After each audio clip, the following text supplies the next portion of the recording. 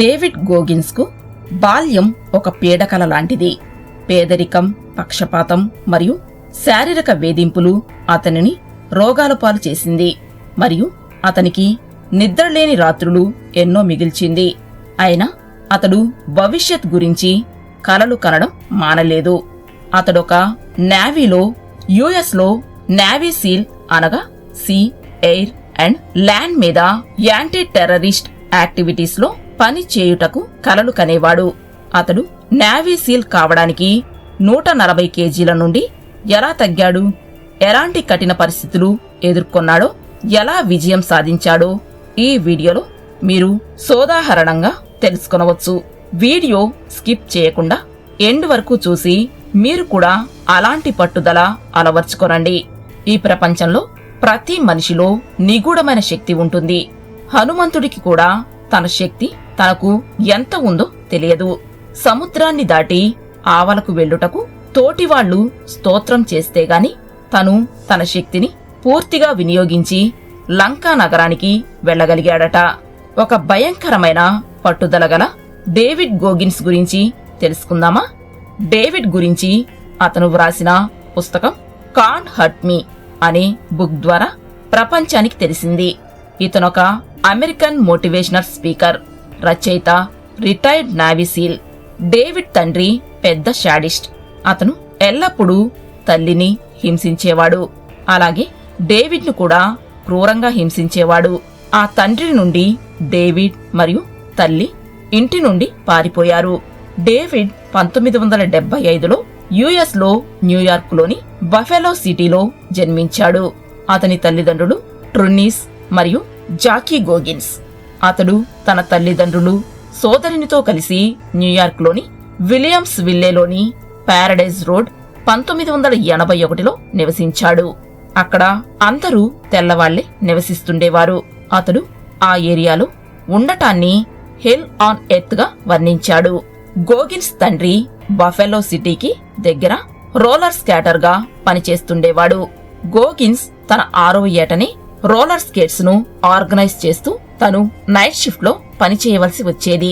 తండ్రి విపరీతంగా త్రాగి వచ్చి తల్లిని, పిల్లలను హింసించేవాడు.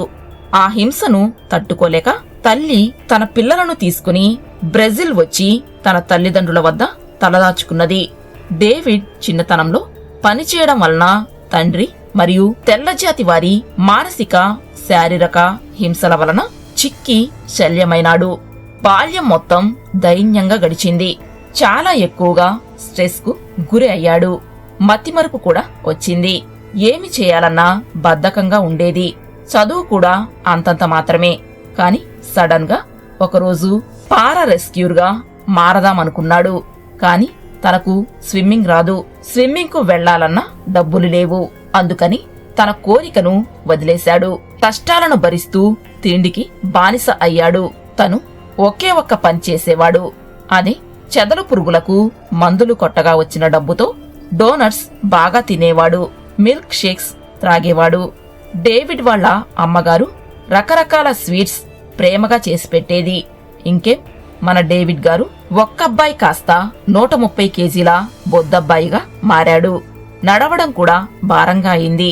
ఇలాంటి స్థితిలో డేవిడ్ నేవీ సీల్స్ అనే ప్రోగ్రామ్ ని టీవీలో చూసి ఎట్టి పరిస్థితులలో తను నేవీ సీల్స్ కావాలని ఒక దృఢ నిశ్చయానికి వచ్చి డైలీ నేవీ వాళ్లకు ఫోన్ చేసి సెలక్షన్స్ ఎప్పుడు ఉంటాయి అని అడిగేవాడు.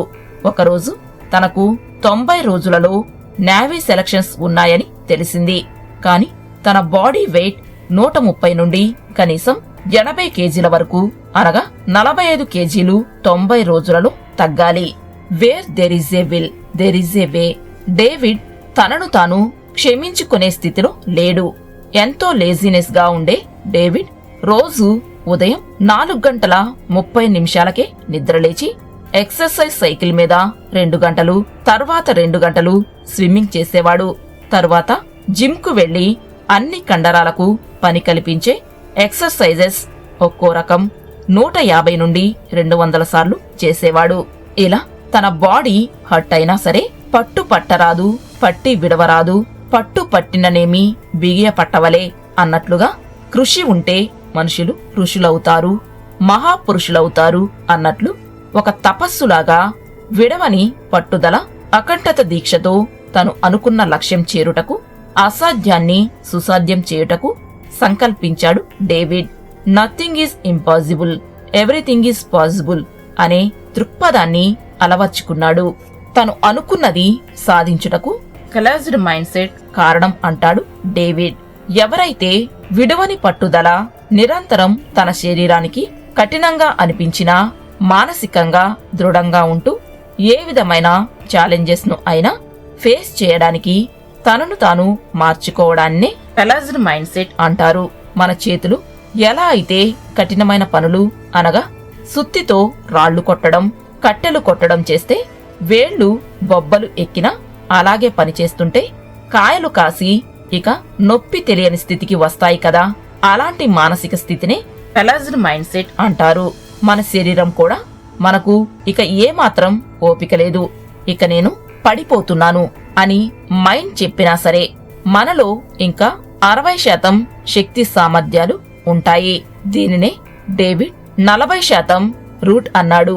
ఒంటె ఎలాగైతే ఎడారిలో నీటిని దాచుకుంటుందో అలాగే శరీరంలో మైండ్ శక్తిని షీల్డ్ చేసి ఉంచుతుందట. ఆ రహస్యాన్ని తెలుసుకున్నాడు మన డేవిడ్.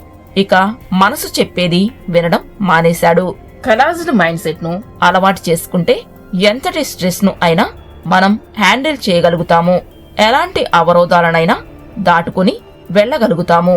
అనుకున్న గోల్స్ ను సాధించగలుగుతాము.